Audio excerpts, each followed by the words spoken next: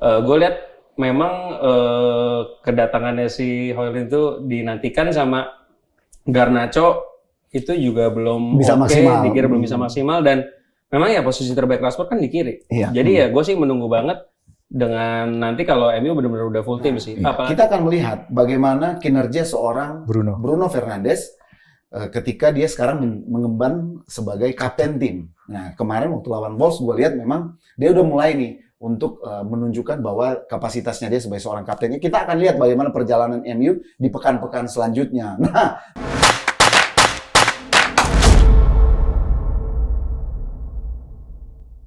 halo supporter, welcome back to Pinball tentunya, opini football bersama saya Bang Botak di sini tentunya. Tidak lain dan tidak bukan, nggak mungkin kan di sini Bang Gondrong, Bang Botak dong.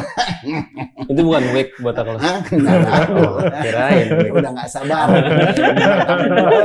Nah, kita tentunya di Pinball akan membahas tentang bola dan bola. Nggak mungkin gitu di sini bahas pinjol. Doa. Nah, kita tidak perlu berlama-lama karena di episode kali ini, Pinball itu kedatangan narasumber bintang tamu yang sangat luar biasa. Mereka adalah dari Indo Man United, Indonesia.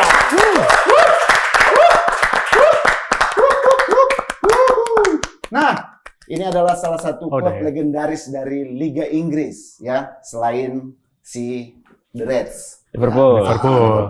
Ini adalah salah satu legendaris. Ada juga sih sebenarnya Nottingham Forest, ya. Betul. Ini adalah klub-klub legendaris.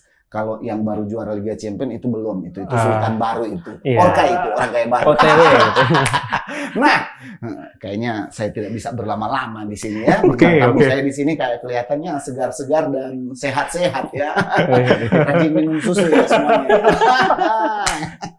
Nah, kita tidak perlu berlama-lama nih Bang ya. Tolong perkenalkan diri masing-masing ya. Dari Pink dulu, pencinta Pink. Oh. Mana? Sini. Itu. Oh, situ. Kenalin diri. Oh. Iya. KTP nggak usah. Apa sih penonton kalian apa namanya? Pinball. Supporter. Hai supporter. Hai supporters, nama saya Adrian. Gue dari Indo Man United, Indonesian Manchester United, komunitas MU tertua dan ya terbanyak lah ya di Indonesia. Terbesar. Sombong. Ya, halo, saya Jeffrey Huta Barat. Saya dari Indomaret Jakarta, sama kayak Tega. Kami komunitas terbesar dan tertua. Iya. Dan kebetulan saya jadi korlap di Jakarta. Iya. Ini bos saya di Jakarta ya. Mantap nih.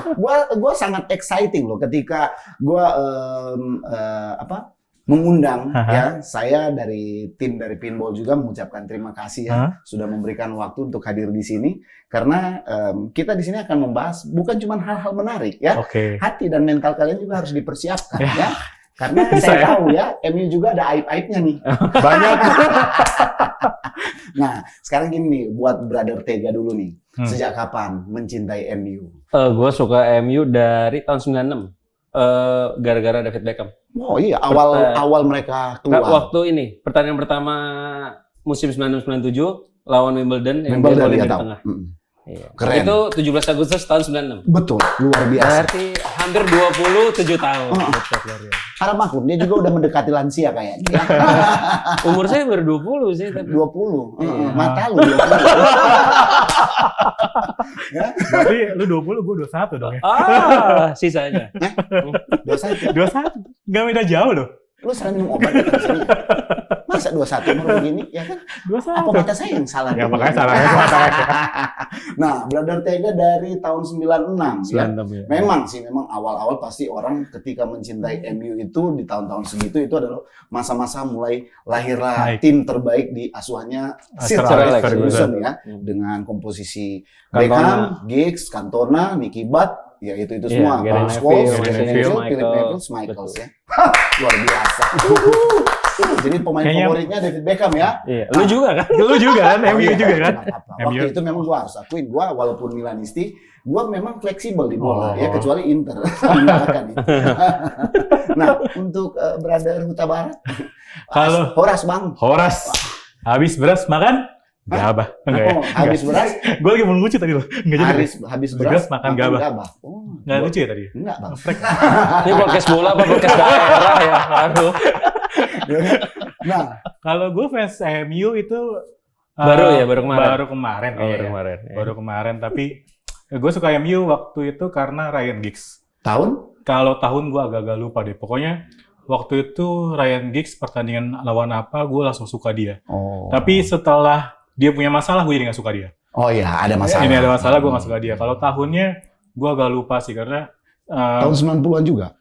90-an enggak sih. 2000 awal. 2000 awal karena tapi gue suka dengan jersey MU tahun lawas gitu loh. Iya, karena bagus ya. Karena bagus. Gue punya jersey MU yang third itu tahun 93. Di Taman Puring banyak tuh, Bang. Yang itu konsepnya.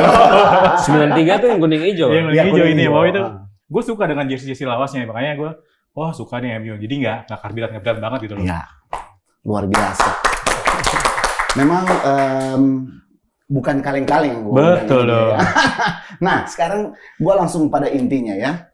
Ini kan musim 2023-2024 udah bergulir Betul. nih. Ya, sebelum gue bahas tentang optimisme Aha. dari para Indoman United ini menatap musim di EPL maupun di UCL bareng formasi M United yang baru ini ya. Gue pengen bahas dulu nih hasil pertandingan kemarin ya antara Manchester United berhadapan dengan Wolverhampton Wanderers ya. Nah, karena gue nonton juga tuh.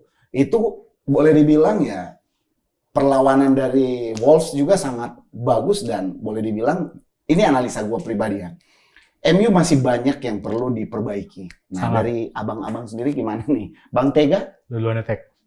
Jujur ya kemarin waktu MU lawan Wolves, gue nonton itu jam 2 berarti. Iya, jam 2. Frustasi sih gue nonton. Apalagi 10-15 menit terakhir kayak, Betul. anjing! Waktu diserang kan, gue teriak-teriak sendiri coba kayak, nggak boleh ngomong gitu ya. Nggak apa-apa. Nggak apa-apa, YouTube. Kecuali TV. Iya, cuman sih kalau overall nonton, ya tim MU tuh kalau nonton kayak nggak pre-season sih. Iya. Kayak nggak pre-season sama kayak nggak kompak. Cuman kalau gue perhatiin, memang mereka agak mengubah permainan. Makanya didatengin Højlund. Iya. Kalau lu lihat komposisi pemainnya tuh, posisi Rashford tuh nanti kan akan digantikan Højlund. Iya. Di situ tuh emang banyak space kosong yang buat Højlund tuh buat lari dan dari operan dari belakang gitu-gitu. Makanya menurut gua sih ya kalau nonton kemarin sih menurut gua beruntung MU menang. Tapi ya gua lihat memang kedatangannya si Højlund itu dinantikan sama Garnacho itu juga belum bisa maksimal. Di kiri belum bisa maksimal dan memang ya posisi terbaik Rashford kan di kiri. Iya. Jadi ya gue sih menunggu banget dengan nanti kalau MU benar-benar udah full tim sih. Iya. Apalagi gue nggak biasa banget 10 menit pertama itu Anthony itu nggak megang bola sama sekali di kanan dan mainnya itu dari belakang. Iya, betul. Onana gila, gue ngeliatnya kayak ini kok kayak bukan MU, nggak biasa banget nonton MU kemarin dan keluar dari patron iya, MU dan menurut sebenarnya. gue pemain terbaik kemarin itu ya AWB, Shaw, Wan-Bissaka. Onana sih. Onana sih. Onana gila, ada crossingan benar-benar ditangkap sama dia yang dimana dulu De Gea nggak seperti melakukan itu. gitu. De Gea bukan nggak seperti tapi kurang berani sih. Kurang berani. De Gea Jadi itu kurang berani. menurut gua sih ya masih banyak waktu, masih ada 37 pekan Iya. ya untuk merubah itu semua sih. Dan gua masih optimis lah. Oke, dari Abang Kalau Utara? dari gua kalau Noves kemarin kalau Tega 15 menit, gua 5 menit akhir udah udah tambahan waktu sampai 7 menit 8 menit. Iya. 7 menit dan juga itu terakhirnya Onana kayak kampret ya, udah mau ninju orang, untung nggak penalti, untung nggak varian nggak penalti, intinya bahwa itu udah bener naik turun lah jantung kayak roller coaster. Memang ya udah biasa dari beberapa musim terakhir begitu kan. Tapi ya masalahnya kita memang di tengah itu emang parah banget, kayak Pedro Neto yang hancur lebur itu Wolves untuk di tengahnya kita, Casemiro nggak bisa ngapa-ngapain. Dia obok-obok ya kan. Di awal-awal Mason Mount juga kayak nggak tahu ngapa-ngapain di awal-awal. Terus juga Bruno crossing yang kadang-kadang nyampe, kadang-kadang nggak nyampe. Intinya bahwa memang dari kelas kita, dari pemain ya mahalnya kita. Tapi masalahnya dari segi permainan kemarin tuh hancur lebur sih kalau belum. Dan gue berharap sih Højlund lebih cepat sih penyembuhannya karena kita butuh banget goal getter, butuh banget memantul bola gitu loh. Ibaratnya kita nggak ada pemantul bola. Rashford ketika dia mantul bola nggak bisa. Iya, dia bukan tipikal seperti dia nggak itu. bisa. Ininya bawa Dia sprinter dia. Betul, dikasih saluran betul. ya dia pasti work in, tapi bisa dimantul dia nggak bisa. Makanya gue bilang tadi sama kayak sih, yang penting Hotun main, dia bisa dimantulin ya Rashford bisa dari kiri. Gitu sih. Tapi ya walaupun Wolves kuncinya MU beruntung. Iya.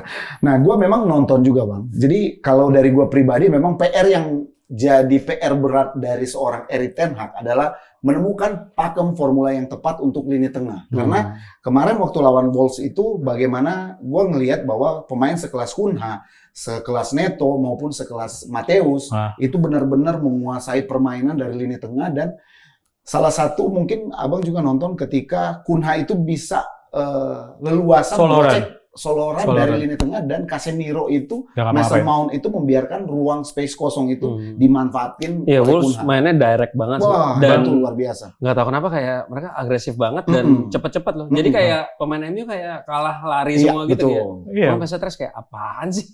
Bahkan Martinez kan babak pertama langsung babak kedua awal sudah ditarik keluar. Karena kartu kuning. Karena Ten Hag kayaknya agak trauma nih masalah kartu kuning. Langsung ditarik keluar kan. Ini bahwa memang dia obok-obok banget sih. Iya. Belum lagi yang kemarin tiba-tiba kita sangka udah oke lah permainan Wolves, penggantinya kayaknya nggak bagus-bagus sama, tiba-tiba bagus banget Fabio Oliveira. Iya. 2 peluang kan Fabio Oliveira. Fabio Oliveira bagus sama si pemain Korea. Wang Hechan. Itu bagus, dia sisi kiri. Cuman ada satu sih sebenarnya. Gue perlu evaluasi bahwa MU itu ketika Martinez ataupun Varane cabut dari lini pertahanan, itu memang jadi PR sangat besar. Oh iya, betul. Itu nggak bisa, kualitas nggak bisa dipercaya.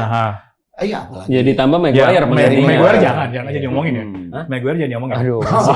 Tapi jangan salah, transfer ke West Ham batal loh. Iya makanya. Makanya. Aduh, kita sebenarnya udah pengen jadi selamatan hari Minggu, tapi nggak jadi selamatan gitu ya. Iya, gue udah pesen tumpeng aja. Jadi gue. Padahal udah kita udah nangis banget loh, udah siapin nangisan terbaik gitu loh. Tiba-tiba nggak jadi, kita jadi. Nah, tapi tetap optimis dengan MU di bawah kepelatihan Erik ten Hag nggak? Optimis gue. Optimis ya. Kalau tanya musim ini minimal 1 piala harusnya dapat lah ya. Dapat ya. FA Cup lah ya, jangan Carling Cup lagi lah ya. Ya, FA Cup lah. Soalnya kalau untuk Premier League kayaknya akan ada pertarungan sengit nih ya. Sengit. Antara MU, Newcastle, Liverpool, Arsenal, Chelsea maupun City. Ya kan, kalau Tottenham kita udah nggak perlu dihitung. Nah, paling kejutan-kejutan Brighton lah dari The Oh iya, Brighton. Karena kan Brighton ini boleh dibilang, gue nonton juga Brighton nih. Bagus banget. Namanya aja Brighton, bright kan. Bright bersinar gitu. Udah bright on lagi kan. Luar biasa. Memang benar-benar luar biasa. Kita kalau bahas MU, kalau ketemu dengan narasumber yang memang MU sejati ini begini nih, ya kan? Lihat aja rambutnya udah putih, ya kan? Udah lansia. Stres. 2 musim lalu masih hitam. Ini nggak curiga nih putih karena Harry Maguire. Nah, sekarang gue pengen bahas nih manuver transfer yang dilakukan oleh Manchester United ya, baik rekrutan masuk maupun yang udah keluar nih. Kalau yang keluar, untungnya Ten Hag lepas Elanga, Fred. Sebenarnya kalau Fred itu Fred ke Shakhtar Donetsk. Galatasaray. Fenerbahce. Tapi menurut gue Fred itu sebenarnya bagus, menurut gue ya. Ini pribadi. Karena ketika dia masuk, dia itu perannya ngacak-ngacak gitu loh. Ngacak-ngacak permainan tim sendiri. Betul. Ngacak-ngacak permainan tim sendiri, tapi permainan juga kayak ngacak-ngacak. Yang penting dia ada backupnya gitu ya. Sebenarnya nggak lah, anggot-anggotan lah Fred itu. Ya kadang-kadang bagus, kadang kadang-kadang enggak ya. Tapi menurut gue, ya puji Tuhan dia udah cabut. Dan Maguire nggak jadi cabut, kita juga sedih. Tapi kalau yang paling menjanjikan, gue sih Holland ya. Tapi gue belum tahu nih. Gue ngerinya terlalu overpriced gitu. Gue pengen bahas itu sebenarnya, karena kan gue memang dari Liga Italia nih, gue tahu nih. Lu tahu Atalanta berarti kan?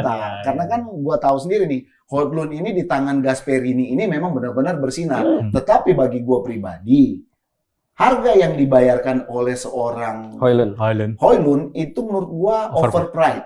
Betul. Ya, overpriced ya. Bagi gue pribadi itu harga ini pemain ini masih di bawah 50 karena dia di Liga Italia juga dia nggak masuk di jajaran top scorer yang memang benar-benar gimana. Cuman kalau Erik ten Hag menemukan formula yang pas untuk memoles si Højlund ini, dia bisa jadi versi Haaland terbaru. Kalau gue bukan versi Haaland, gue versi Nistelrooy aja lah. Gue nggak mau ngikutin sebelah soalnya. Ya tapi kalau lu ngomong overpriced, setuju overpriced. Tapi overpriced itu kan masalahnya karena satu yang beli MU, sama kedua kenapa MU beli sekarang? Iya, takut persaingan nanti. Jatuhnya investasi. Nggak tahu kalau beli musim depan bisa lebih mahal atau gimana, lebih murah, kita nggak tahu. Ya, betul. Banyak kan pemain yang kita lihat 2 musim lalu di tawarnya puluhan juta, tiba-tiba musim ini kayak cuman 20, 30, banyak banget loh. Itu baik banget. Jadi menurut gua sih, ya investasi, dan gua percaya sama Ten Hag sih. Karena so far semua pembelian Ten Hag nggak ada yang gagal sih sebenarnya. Gagal sih. Paling yang paling biasa doang itu Malaysia. Cuman menurut gue itu karena dia belum siap aja sih. Iya, Malaysia dari Feyenoord kan kemarin. Iya, Malaysia karena dia bodinya belum siap aja. Belum siap aja sih menurut gue. Enggak, kemarin gue dengar Malaysia itu belum bersinar karena belum disuntik suntik vaksin malaria, Bang. Oh, gitu. Gak usah hormon gitu.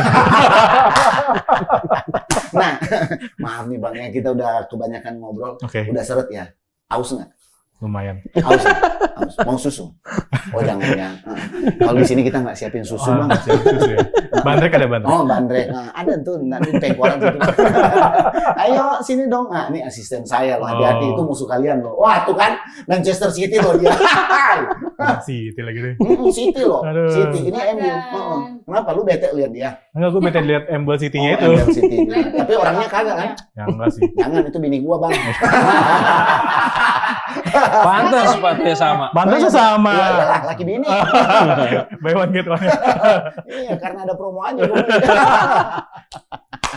Minum Bang. Iya, minum. Silakan ya. Siapa tahu pas minum ini kan MU kalah besok. Ini nggak jadi gue minum. Kalah tadi. Kan lawan Tottenham ya? Spurs. Nggak pernah takut sih lawan Tottenham. Luar biasa. Iya, memang kita nggak pernah. Spurs itu nggak pernah bisa ngalahin. Iya, terakhir sempat juga kalah 6-1, itu kan gara-gara kartu merah. Kartu merah, bukan karena memang faktor permainan. Nah, sekarang gue pengen bahas nih. Bagaimana nanti MU dengan skuad yang ada? Tunggu. Kan Hojlund. Nah, ini kan ada isu terbaru bahwa mungkin yang segera down deal ke MU itu adalah Amrabat, betul. Dari Fiorentina. Nah, kira-kira dari Tega dan Brother Huta Barat gimana? Amrabat itu sebagai opsi. Opsi Ten Hag misalnya dia mau memakai David Pivot supaya ada Amrabat, ada si Casemiro. Nanti di depannya cuma ada Bruno ataupun Mason Mount. Sebenarnya Amrabat itu opsi dengan catatan dia pakai double pivot. Tapi kalau dari segi permainan menurut gua Amrabat is oke buat tackle segala macam. Iya, bagus banget. Tapi masalahnya adalah masih kurang. Menurut gue ya, menurut gue. Karena Amrabat itu ya hanya sebatas pelengkap dan juga untuk pendamping Casemiro. Tapi untuk mengubah secara keseluruhan MU dalam segi permainan, gue bilang masih kurang sih. Betul. Ya menurut gue memang Amrabat itu ya jatuhnya ya buat pelapis. Ya di tengah kan jadi ada baik pilihan. Opsi lah. Eriksen itu kan nggak bisa main full 90 menit week in week out, nggak bisa. Jadi memang butuh Amrabat, dan namanya aja Amrabat. Mana tahu menaikkan martabat MU lagi. Iya. Kita nggak mungkin pakai McFred ya. Nggak mungkin. Udah nggak ada. Fred udah nggak ada. Tinggal Mac doang. Cuman memang gini loh. Kalau dari gua sendiri juga pribadi bahwa ini tergantung dari pimpinan. Dalam artian kan sebagai head coach-nya itu adalah Erik ten Hag. Tapi ketika di lapangan, kapten itu berperan penting. Nah, kita akan melihat bagaimana kinerja seorang Bruno Fernandes ketika dia sekarang mengemban sebagai kapten tim. Nah, kemarin waktu lawan Wolves gue lihat memang dia udah mulai nih untuk menunjukkan bahwa kapasitasnya dia sebagai seorang kaptennya. Kita akan lihat bagaimana perjalanan MU di pekan-pekan selanjutnya. Nah, sekarang nih Bang, kita kan udah bahas nih. Kira-kira untuk di IPL kan tadi Abang bilang ya minimal angkat 1 trofi lah, walaupun itu bukan di trofi. Inggris ya. Di Inggris. Ya, di IPL. Nah, sekarang untuk di UCL gimana nih? Kita kan belum tahu nih hasil drawing betul. grup. Nah, MU tuh pot 2. Pot 2 kan? Nah, empot-potan siapa ya? Chelsea ya. Nah, disebut lah. Dia nggak masuk nggak masuk ya. Tapi walaupun nggak masuk, belinya banyak loh dia. Iya kan? Klub tajir. Liverpool nggak masuk juga ya? Oh, Liverpool juga nggak masuk. Enggak. Well kan? Oh iya. Beda malam Jumat. Dia nggak akan dengar antem itu. Tuh. Nah, kira-kira MU gimana nih di Liga Champions? Kita kan belum tahu nih pembagian grupnya. Kira-kira prediksinya bagusnya mau segrup sama Milan? Mau? Ya kita mah ada takutnya Milan. Kalau lu nanya gua pot 1, ya gua pilih Milan sih. Pot 1 siapa aja? PSG, Madrid, Munchen. Barca. Emang Barca dihitung pot 1? Barca pot Barca 1 1 karena dia juara. Karena soalnya gue udah siapin iya, juara cecengan Liga ya? bisa satu grup tuh Barca Arsenal. Oh iya, bisa. Barca Arsenal. Ah. Barca Arsenal. Baru kalau gue prediksi Munchen, MU, Milan. Oh, mama Milan mia. pot 3 ya? Iya, pot 3. Padahal iya. Iya kan? Padahal semifinal tahun lalu ya? Iya, semifinal. Semifinal kan? Semifinal. Tapi kan di Liga babak belur. Iya, Oh itu iya. babak belur. Main seradak serudukan. Iya Iya. sih. Ini fans MU udah mulai mencari perkara. Ya. Tapi emang benar sih. Sebenarnya pola permainan ya Milan juga ya masih serada surun. Iya, itu emang benar. Sesuai kata si coach itu. Iya sih. Coach yang rambutnya sama kayak lo. Coach Justin iya. udah jelasin aja langsung. Oh jadi mainnya seradak seruduk ya? Nggak jadi gitu. Jadi kira-kira prediksinya seperti itu. Nah, target di Liga Champions gimana nih kira-kira? Kalau gue Lolos grup. pribadi lolos grup pasti lah ya. Iya. Lolos grup Yakin? pasti dan Yakin? yakin gue yakin. Gue yakin. Jadi gini aja. Kalau sananya MU itu Mm-mm. kalau precisionnya bagus banget, biasanya yang Nah, udah jelek. liganya Jelek. kacrut. Oh ya precision Precision jelek kan? musim ini jelek Hancur. banget. Sama Bukan kayak jelek Milan. banget ya, maksudnya biasa banget. Cuman ya gue melihat kalau kayak kemarin lawan lawan Wolves gitu Wolves. bisa 1-0 ya bisa lah menurut gue bisa. Banyak keberuntungan pasti. Kan lagian juga chemistry belum Betul. Kita akan betul. menilai tim itu di 5 pekan pertama. Setelah lewat 5 pekan, biasanya pakem formasi itu udah mulai jadi. Betul. Sebenarnya kalau champion ya, misalnya dibilang champion head to head misalnya lolos grup, kalau gue sebagai MU sejati ya juara lah. Juara, angkat trofi. Angkat trofi lah. Gue tahu lu sakit hati karena ada yang treble kemarin kan. Itu tetangga lu kan. Jujur ya. Apaan? Ini Lu gua- nggak dewasa banget jadi fans. Ini sesama MU udah mau berantem di sini. Jujur ya, ini waktu kemarin sebelah itu treble, gue tuh nggak sakit hati. Gue cuma sakit hati adalah ketika anak Liverpool ngebacot juga. Itu yang gue agak sakit hati intinya bahwa Oh iya. ya intinya bahwa itu biasa. itu maksudnya ya lu nggak juara terus tiba-tiba ngebacotin gue apa hubungannya gitu loh. Betul. Nah tapi kalau masalah tadi balik lagi ke optimis Liga Champions, gue optimis dengan catatan gue selalu bilang kemarin yang gue juga diundang ke radio, optimis MU juara, optimis dengan catatan tidak ada badai cedera. Iya, boleh. Soalnya karena badai cedera itu yang membuat MU hancur lebur. Ketika Betul. kemarin kita sudah ada kas di 3 gelar, tiba-tiba cedera mulai. Nah, iya. Akhirnya gugur satu persatu. Gugur satu persatu. Dibantai 7-0, terus kasus Bukan cedera sih, lebih ke Casemiro kartu kartu merah gitu. segala macam. Ibaratnya hancur lebur intinya. Kalau sekarang misalnya kita punya Marabat, punya backup tim yang Koibi Maino intinya Ya sekarang. kedalaman Kedalaman timnya squadnya itu oke. dalam itu Gue bilang masih optimis. Bisa Tapi beda misalnya cerita. kita ada badai cedera, ya gue sih nggak terlalu optimis ya intinya gitu. Iya. Yang penting konsistensi. Kalau menurut Betul. gue yang penting Erik ten Hag bisa menemukan formula yang tepat untuk formasi terbaik di musim 2023-2024. Aha. Ya minimal dia bisa bikin chemistry pemain ini bisa dapat semua. Maka gue sih percaya bahwa MU ini bisa berbicara banyak di IPL maupun di UCL. Sama terakhir adalah yang penting Maguire kejual, itu aja sih. Iya. Kalau karena Maguire nggak kejual kan dia cadangan juga nggak masalah kan, Bang? betul Nah, juga, iya kan? betul. Ya kalau cadangan tiba-tiba ada yang sakit gimana? Nggak apa-apa. Iya kan gua- memang nggak, Ten Hag ngomong. tenang aja. Nanti gua Iya, kirim betul, jampe di sini biar dia nggak main. Masalah kalau dia main tuh jantung kita tuh kayak apa ya? Iya. Berdetak Ya lebih udah, cepat ya. berarti kalau mama dia mau main, lu matiin TV. Itu resiko jadi fans MU kan. Heeh. Belum pernah kan? Udah. Mau nyoba? Enggak, Oh, jangan. Di Milan juga ada, Bang. Siapa? Ada Rade Krunic. Itu jangan macam-macam. Kalau Rade Krunic main, itu fans Milan itu bacotnya minta aduh kok dia lagi. Atau si Botak Pioli kasih formasi seperti ini, aduh itu bikin naik darah, Bang. Jujur aja, Bang. Itu obat kolesterol sama obat hipertensi udah banyak stok di rumah, Bang, ya. Kirain mau coba Maguire gitu. Iya loh, bisa beli. Bisa beli loh. Enggak dikasih cuma-cuma juga enggak. Terima kasih banyak. Tukeran sama Tomori kan. Jangan dong. Jangan. Jangan saya. Jangan. Nah, jadi terima kasih sebelumnya buat. Nah, udah. Udah, Bang. Cepet amat. Cepet amat. Iyalah, cepet lah. Jadi belum ya. Jadi dari sini gue bisa ambil kesimpulan bahwa Indoman United memprediksikan MU di UCL bisa melangkah jauh, juara di IPL harus optimis dong, juara. Juara dong. Nah, itu dong, itu yang gue butuhin. Loh, Kemarin City optimis sama lu realistis juga dong. enggak. Nah, kan? Kemarin City 3 gelar, kita 4 gelar gak apa-apa. Nih, Tiga, nih. Ayo udah, gue main baru.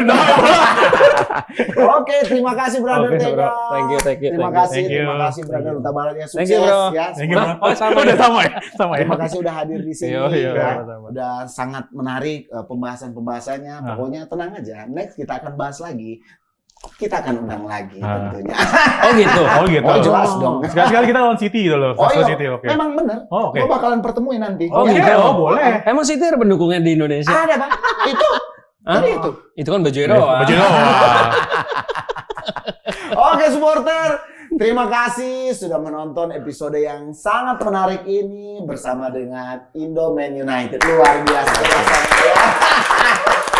Jangan lupa supporter, subscribe YouTube-nya pinus.com dan nyalain loncengnya kalau kalian tidak ingin ketinggalan informasi-informasi menarik. Ada TikTok juga ya? Ada bang, jangan lupa follow Instagram dan TikTok-nya Oke, ya, biar kalian bisa tahu update-update terbaru tentang persepak bola dunia. Katanya di TikTok lu joget-joget. Kagak bang. Oh, kira aja. Cikin nih. Ya promo di situ. Oke semuanya, see you next time. Salam olahraga dan tentunya jaga kesehatan, tetap junjung tinggi sportivitas. Gue Bang Botak, see you, bye.